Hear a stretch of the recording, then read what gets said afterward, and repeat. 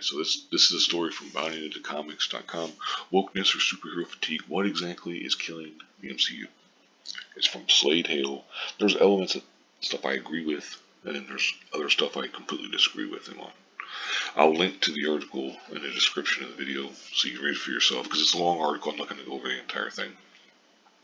But he's basically talking about how the Phase 4 properties of the MCU have been limping over the finish line, battered and bruised. Eternals bombing hard. He says Shang-Chi barely made his budget back. Even like Natasha Romanoff could make it work in Black Widow, which made only a fraction of what it should have. Then on the TV front, WandaVision, fell apart in its final few episodes. Falcon and Winter Soldier caused a ton of viewers to tune out in the middle of the second episode. Loki, which was touted as a mammoth success, only for the actual viewership numbers to paint a different story. And finally, Hawkeye, which is currently the least watched show in the streaming platform to date, which is unfortunate because it's the best show. Out of those four, it is without a doubt the best show. At least in my opinion. You might feel differently, and that's fine. But I think that you could combine the other three shows together, and they still wouldn't be as good as Hawkeye. Because there's no woke stuff. It's very entertaining. Jeremy Renner's great as always. Haley Steinfeld's great as always.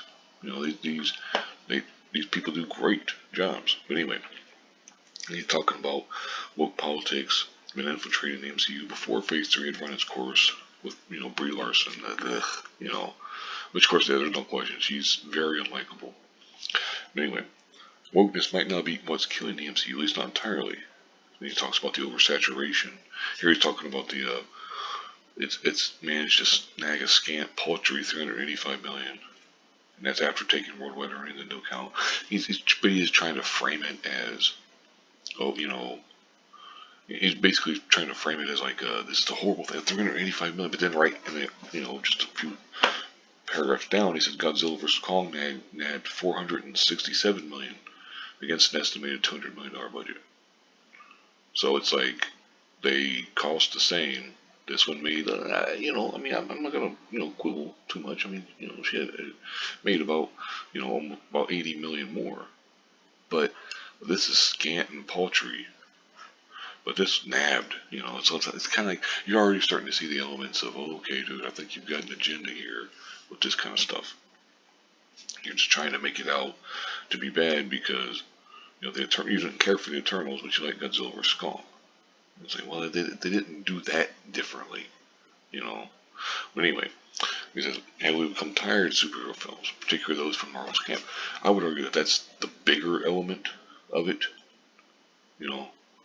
It's like, do we really need a Hawkeye show? Is it a really good idea to bring a Black Widow film out after killing the character off?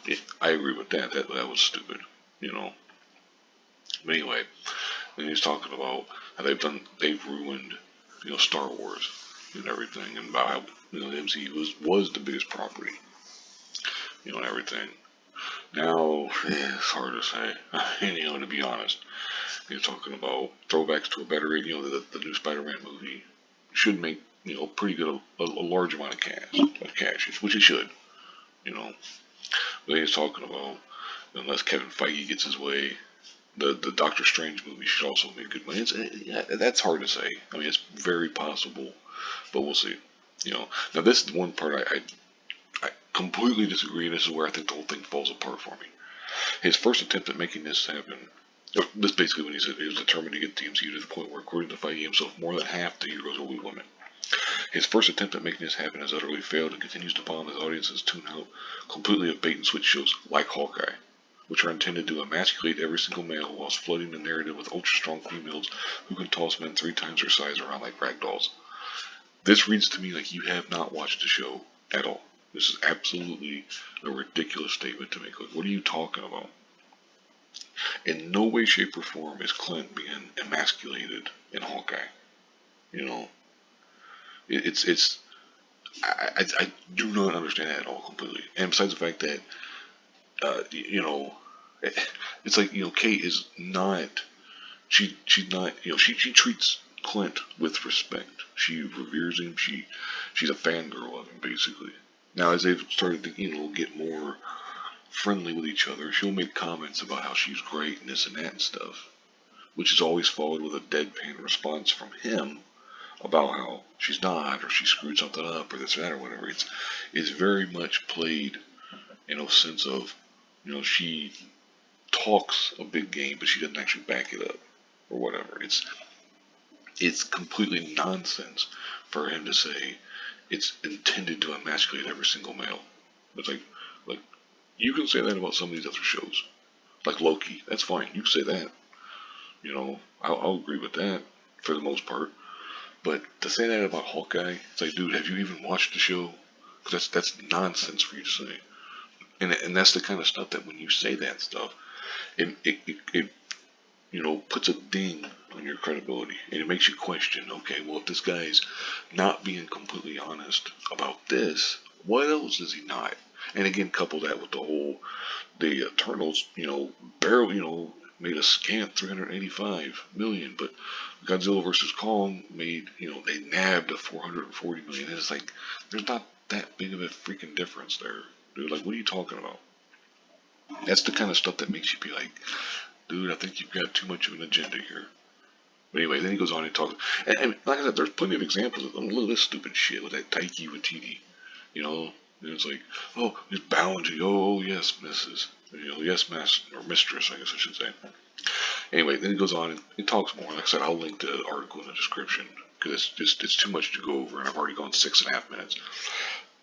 The way I look at it is, if you're talking about has wokeness or oversaturation, we'll go all up to the top. Hold on to your butts. But has wokeness or oversaturation or superhero fatigue, as he says, what exactly is killing the MCU?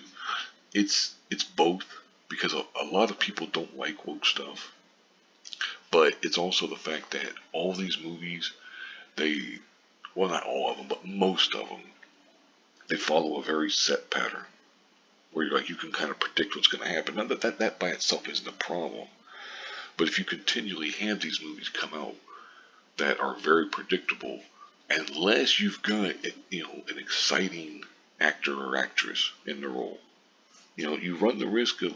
Plus, also we're dealing with a pandemic and all that kind of stuff. You never know.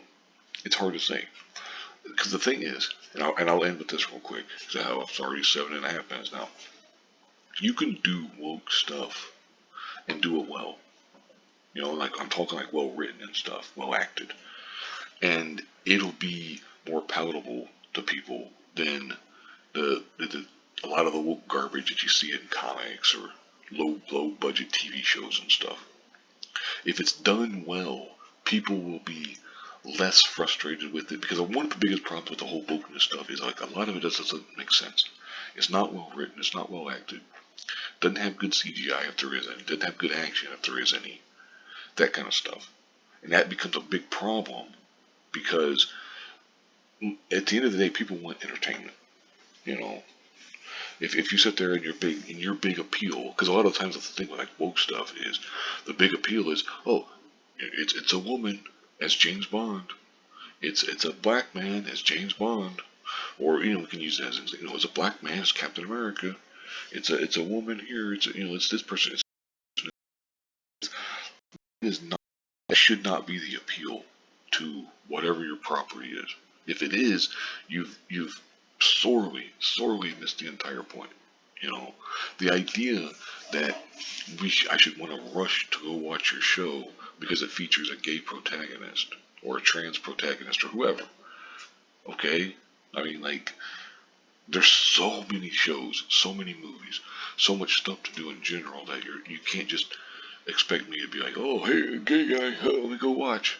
To me, it's dumb. It's ridiculous. It's like you can't expect that to be a big appealing factor to people, because there are so many shows with gay or protagonists and trans protagonists and so on and such forth. So many strong females and everything. And then plus also we get into the whole problem of a lot of times to them strong females equals bitch. And they always try to use the thing. Well, if a man is strong, he's called decisive. If a woman is, or basically like the whole bossy thing. If a man's bossy, he's called strong. If a woman's bossy, she's called a bitch. And it's like, no, it's because you write her like a bitch. because you can't draw, or you can't write. I mean, I should say, you can't write a strong woman effectively without making her a bitch a lot of times. And it's like, you don't have to do that stuff. That's stupid. Anyway, I've gone over 10 minutes here, so I'm going to wrap this up. Like I said, I'll link the article in the description so you can read it for yourself, make your own mind up. Like I said, I agree with some of the stuff that he says in here, and I completely disagree with other things. Like, it makes me wonder, has he even watched the Hawkeye series? Because so far there's been 4 episodes, and in none of them does Hawkeye get emasculated by a woman. That's ridiculous. But anyway, and then other stuff I do agree with, like some of his analysis on like superhero fatigue and all that kind of stuff. Anyway, thank you very much for watching, and have a good one.